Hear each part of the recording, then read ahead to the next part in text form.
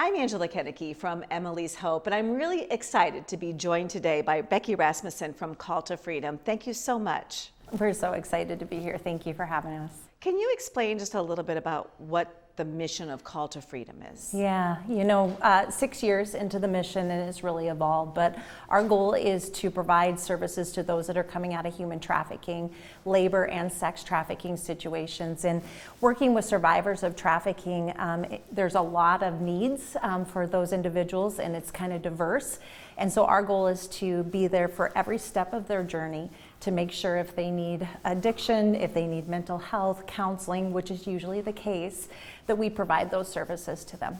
So many needs. And are you being able to get a lot of people out of these situations? Yeah, we actually, the individuals who walk through the doors of Call to Freedom and grab a hold of our services, 95% say trafficked free. Wow. That's a high stat. And I think I have a great staff that works alongside and really is passionate about this work.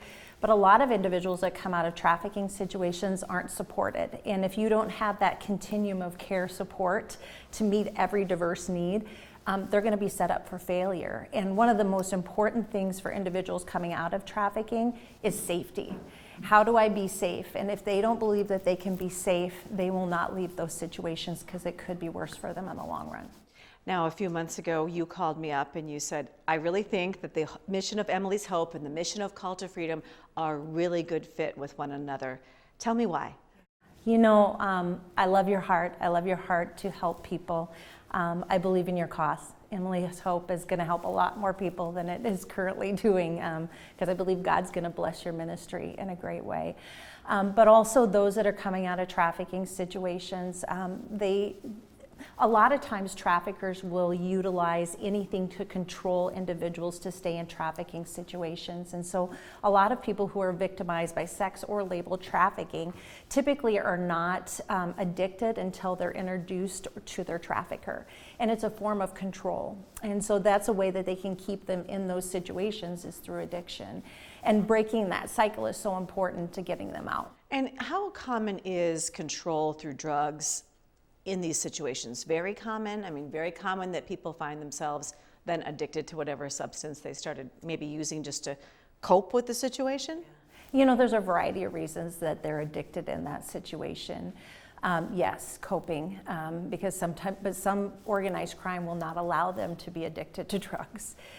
Because they control, and the demand determines what kind of victim that they have. So some of the demand side, which is the purchaser, do not want individuals controlled through addiction. They want somebody who is a Midwestern girl who doesn't have addiction, and a lot of gang kind of activity, familial trafficking.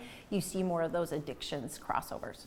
So you asked Emily's Hope if we would help support some victims of human trafficking fight that battle of addiction, and we said yes, and so we are going to be supporting at least a couple of people every year go through the Avera Addiction Care Center. Tell us who you see getting those treatment scholarships.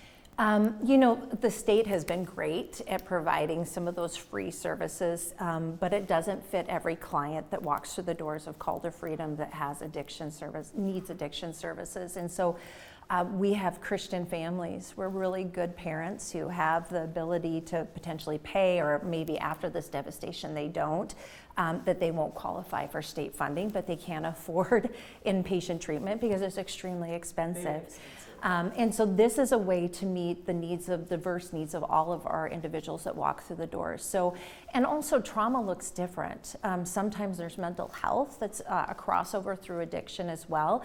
And not every treatment center really knows how to address mental health as well. And so this really allows us to expand the ability to get better services for clients when we have more to choose from. So we're excited about our partnership with Emily's Hope and with Avera, because it means that we're going to change lives together. Right, so Avera Health has said that they will cover some of the cost. Emily's Hope is going to cover some of the cost, and Call to Freedom. So we're all coming together to really support people who have been victimized in this way to help them find recovery.